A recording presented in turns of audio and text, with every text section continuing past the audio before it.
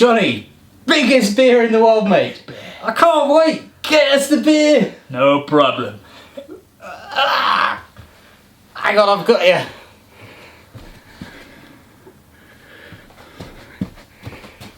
It's so ickle. Look how cute it is.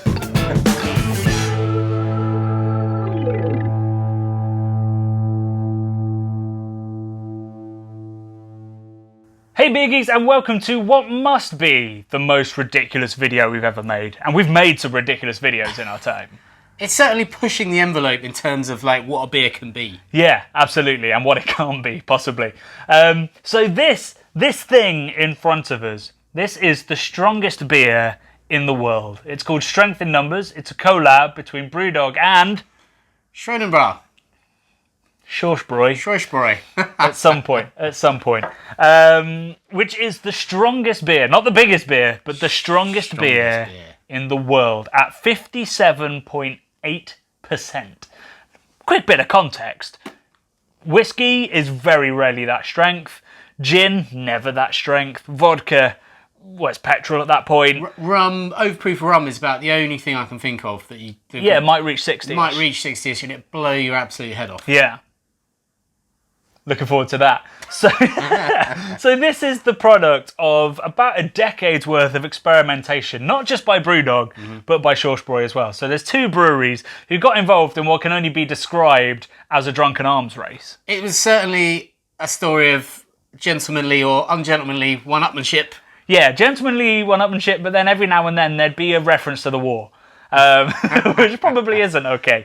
So let's take you through this little story. We've actually got an interview with the founder of BrewDog, Martin Dickie, coming up. But he can spin one hell of a yarn about this. Big time. So we thought we were going to have a 10-minute interview. We got well over half an hour with him. So if you want to hear the full story, you want to hear him tell it, then we've got a podcast coming out very, very soon.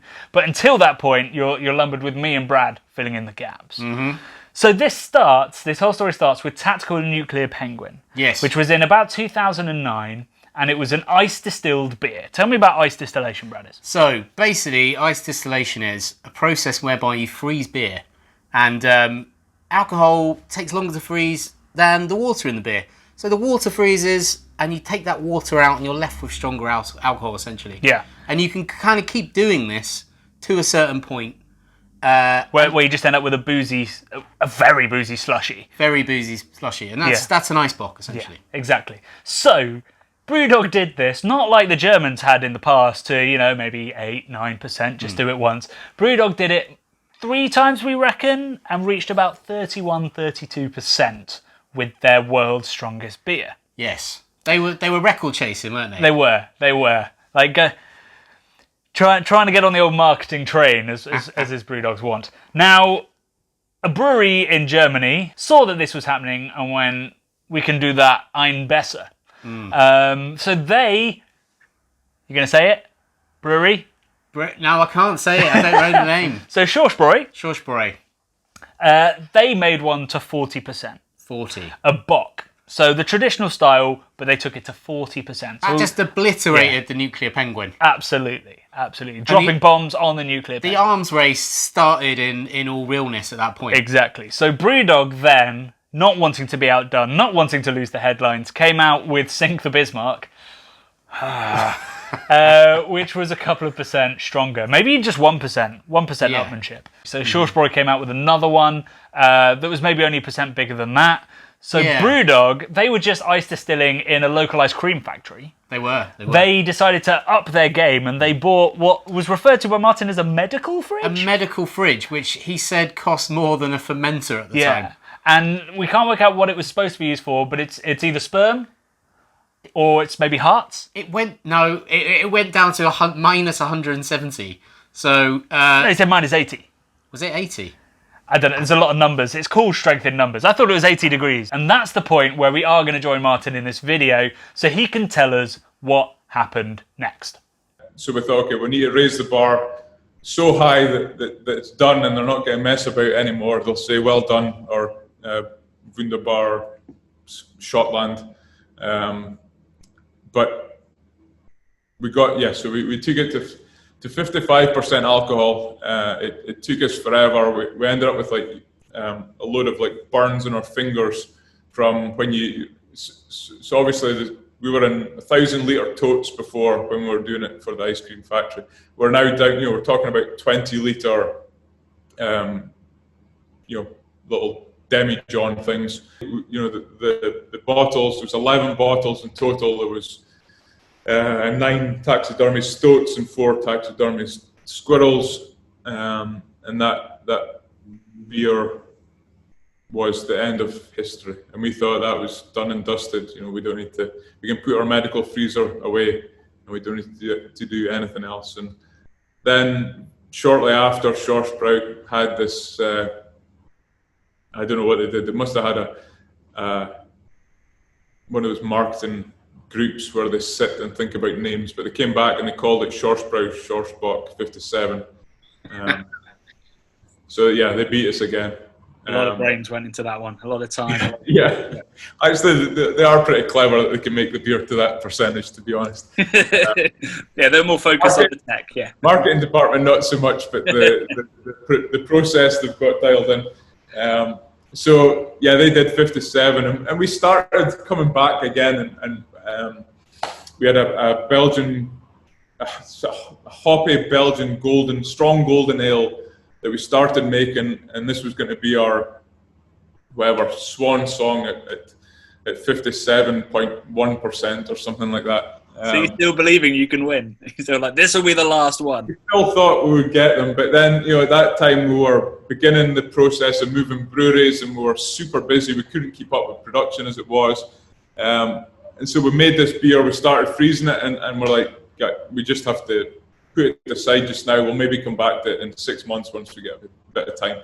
But we never got that bit of time back. So this beer went into barrel after it was frozen. We froze it like once, maybe I think it was frozen twice. It was like mid 20%, and went back into barrel and stayed in barrel. And then we found it back in 2015, maybe mid to late 2015. It was in our barrel store. It moved from our Fraserburgh brewery to our new brewery in Ellen. It got thrown to the back of the barrel store. 2015, we're kind of doing a clear out of our barrel store, and we found these 10 or 11 barrels at the back of the store, which were, this half ice distilled,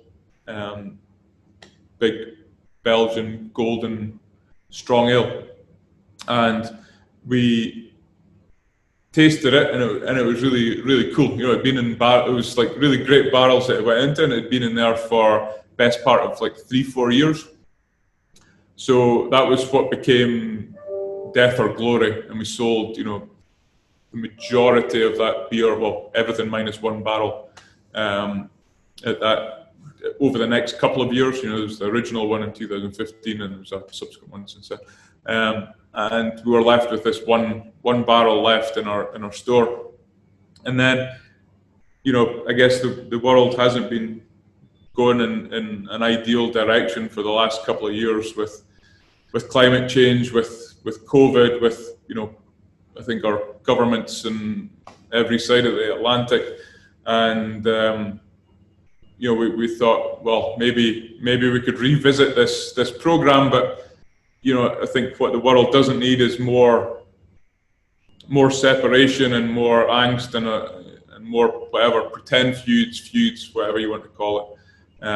So we thought maybe it would be a much better way if we collaborate together and see if we can make something that's stronger than has ever been made. So that was the whole premise. Beside, I've lost the beer now. So small. It's easy to do. Yeah, here it is. Exactly. So that was what Strength in Numbers was, which we started work on at the back end of last year. We got to March time, or just before March, maybe February, when we filmed a little bit in the brewery, and we sent our barrel across to Schorschbrau, George at Schorschbrau, and he was going to do his part, and we were going to blend the beers together and take it up to new heights in terms of where strong beer can be. But COVID got in the way and travel and everything became very difficult. So we sent the barrel, and thankfully Georg at Schorschbrau, who's to be honest, the brains behind the whole strong beer thing, took it to a new height of 57.8% alcohol. So what are you on? I think you can see why we had to do a podcast to fit that whole amazing story in. And there's lots of wonderful other moments, like where the lights go out on him because he's been talking for so long but not moving and stuff like that. So I guess the time has come to taste this amazing blend of four-year barrel-aged golden ale, Yes. and an Eisbock at roughly 50. I don't know how strong it was at that point. Maybe they started from scratch because it wasn't their turn to. No, it wasn't their turn to one up. Yeah, They just pulled it out of the bag, I reckon. exactly. So I like the story. I like the fact that they went, hey, the world doesn't need this much divisiveness. Let's team up and let's win this together. Europe together strong. I think the real winners are going to be us. So this is 40 millilitres of beer. Brad, you did some maths. I did do some maths, Johnny. I worked out that if you were to order a pint of this at your local BrewDog bar, if they served a pint of it, Yeah. it would cost just over £400. So it costs £400, and indeed, if you drank it, your life. Your life, quite possibly, yeah. Your sanity, without a doubt. So we're only going to get 20 mils of this in our 440 mil glasses. Now, I've never opened a cork. Quite like that one. Yeah, not quite sure what this is about. It's a cheeky little sort of Grolsch-style top.